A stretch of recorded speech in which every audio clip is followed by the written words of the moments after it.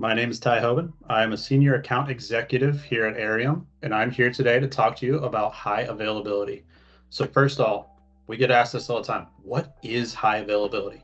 High availability is the ability of a system to operate continuously without failing for a designated period of time. High availability is used in businesses to ensure that the key systems, your critical infrastructure, can stay up for specific uptime standards. When we're talking about uptime standards, a lot of times what you're going to hear about is what they call the five nines for availability. The five nines for availability means that that system is holding a 99.999% uptime. So there is a little bit of leeway there. Most people, when looking at high availability, know that there's really no way you're going to be able to achieve 100% of uptime without any kind of drops. There's going to be maintenance cycles. There's going to be all that that's going to fall within there. But really what we're trying to achieve is 99.999% of uptime. So when thinking about high availability, there's one key thing to look at, and that's really look at your infrastructure and try to determine where your single points of failure are. A single point of failure is any component in your infrastructure that would cause the whole system to fail if that one device fails. This could be a core switch somewhere in the network. This could be your firewall, or this could even just be a server that's a single server hosting any critical application to your business. Say that's your accounting system, your CRP, anything like that, or CRM software. With today's high-paced and a hybrid workforce, high availability is becoming more and more important.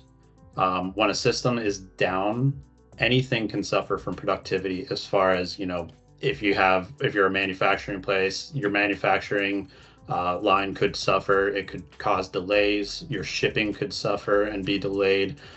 You could even have delays in just your accounts receivable, sending bills out or even receiving payments. All of this could affect your business's revenue or even your reputation. So really, the other question we get asked a lot is, this all sounds great. It also seems kind of expensive. Can I run without having high availability in place? The answer is yes. People have been doing it for years.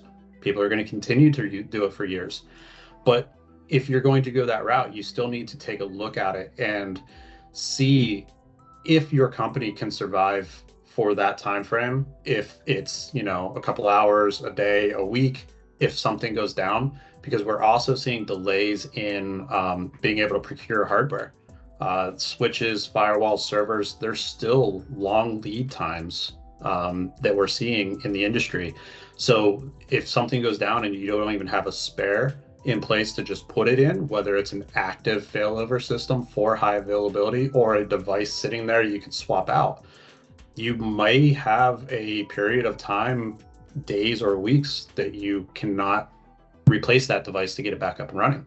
So you do run a higher risk of suffering from downtime because of any kind of system failure.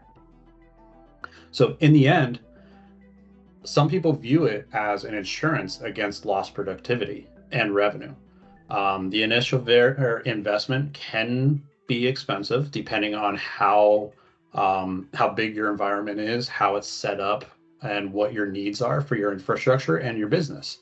But even that initial investment can make up for itself in the first event of a system failure. If it is a key system like a server and you spent the extra upfront cost to put in some additional servers for a high availability, and one piece of hardware goes down, your business continues to run while you are repairing that other piece and getting it put back in place. So you're not going to suffer from any kind of downtimes. You're not going to have lost revenue. You're not going to have any kind of reputation harm for not being able to ship anything on time or even receive payment. So really, the biggest thing that I would recommend moving forward is just take some time, take a look at your infrastructure, work with your IT department, work with your MSP if you have one, and just review your critical pieces and just see where your single points of failure are, see what it would take to put something in its place. You might also find out that if you have, everything seems pretty good and you're lacking in a couple switches, you might see that those really aren't that expensive just to be able to ensure that your business continues to operate without any downtime. So again, my name is Ty Hoban, and thank you for listening.